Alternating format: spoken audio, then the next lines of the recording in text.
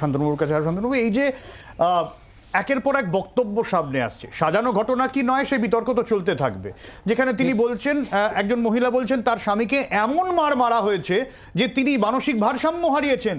কেউ বলছেন তার স্বামী ছেলেটা ঘর ছাড়া, কেউ বলছেন আমার জমিটা এরমভাবে দখল হয়ে গেছে, কেউ বলছেন ফেরিঘাটের দখল হয়ে গেছে। এই যে দখলদারির যে রাজত্ব চলছিল এতদিন ধরে, এটা তো ঠিকই, আমরা কেউ এতদিন জানতেই পারতাম না। মনে হচ্ছে কোনো একটা মানে সন্দেশখালি, লোকে সেখানে যাতায়াত করে, যান, অফিস কাছারি করেন, এত কাছের একটা জায়গা।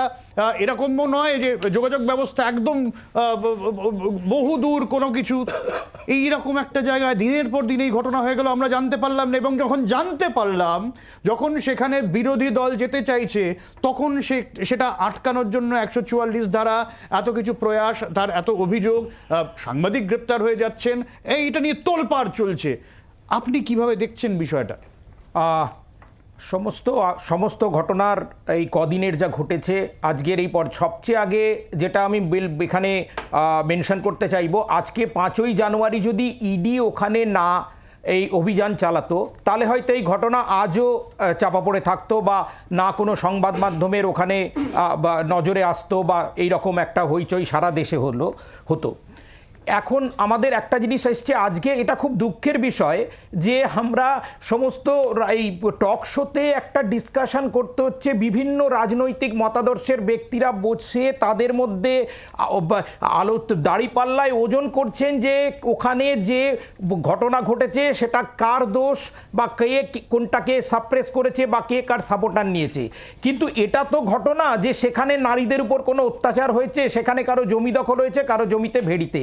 সেটা যে রাজনৈতিক মতাদর্শেরই হোক, গণতন্ত্রের পক্ষে একটা খুব দুঃখের ব্যাপার। আপনারা জানেন আমাদের সংবিধানে তো মানুষের বেঁচে থাকার অধিকার, মাথার উপরে একটা ছাদের অধিকার, খাওয়ার অধিকার, তার বেঁচে থাকার অধিকার, তার একটা সুস্থভাবে জীবনযাপন করার অধিকার সংবিধান দিয়েছে, ন্যূনতম অধিকার এগুলো। তো সেই অধিকার থেকে এইটুকু তো আজকে এখন সামনে এসে গেছে। আপনারা হ্যাটস অফ টু মিডিয়া যে তারা অন্তত এই ব্যাপারটা সারা আমাদের সামনে, আমি কোনো রাজনৈতিক দলের লোক নই, কিন্তু আমিও এটা বুঝতে পারছি যে ওখানে কিছু মানুষের সাংবিধানিক অধিকার থেকে তারা বঞ্চিত হয়েছে, যেটা হচ্ছে সবচেয়ে প্রথমের ব্যাপার। তারপরে হয়েছে কি, কিছু ঘটনাক্রমে এরম কিছু ঘটনা ঘটেছে যেগুলো থেকে সাধারণ মনে একটা কোনো প্রশ্নচিহ্ন তুলে দিতে পারে।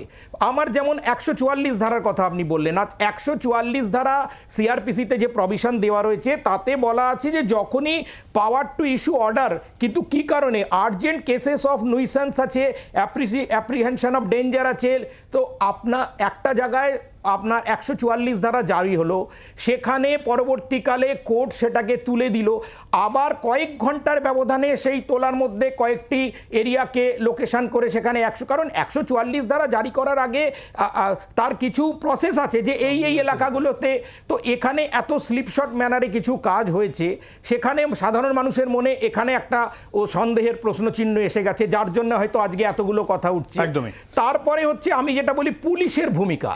আজকে পুলিশের ভূমিকা আমার এখন নয়, আমি আমার সিবিআইয়ের অভিজ্ঞতা থেকে বলতে পারি, আপনারা নিশ্চয়ই, আমি মনে করিয়ে দিতে পারি 2022-এর ডিসেম্বরে যখন লালন শেখের সুইসাইডের ঘটনা ঘটলো, তখন পুলিশ কি করেছিল, ওখানে অবভিয়াসলি যারা আমাদের সিবিআইয়ের 4 জন, 2 জন, একজন বিএসএফের, একজন ডেপুটেশনের, আর 2 জন আমাদের সিবিআইয়ের, একজন ডিএসপি, একজন ইন্সপেক্টর ছিল।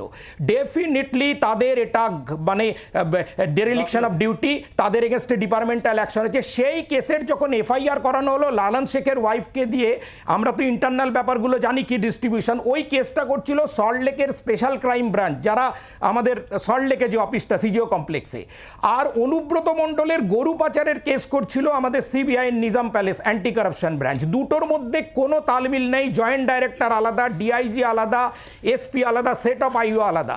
ওইখানে কি করা হলো, যখন অনুব্রত মণ্ডলের কেসের যে আইও ছিল আমাদের সুশান্ত ভট্টাচার্য এবং অ্যাসিস্টিং আইও ছিল স্বরূপ দে, ওই লালন শেখের ওয়াইফকে দিয়ে পুলিশ কি করালো, তার এফআইআরে ওইখানে যে সুইসাইড হলো সেই কেসে জুড়ে দিল। কোনো সম্পর্ক নেই, ওরা জীবনে কোনো দিন যায়নি।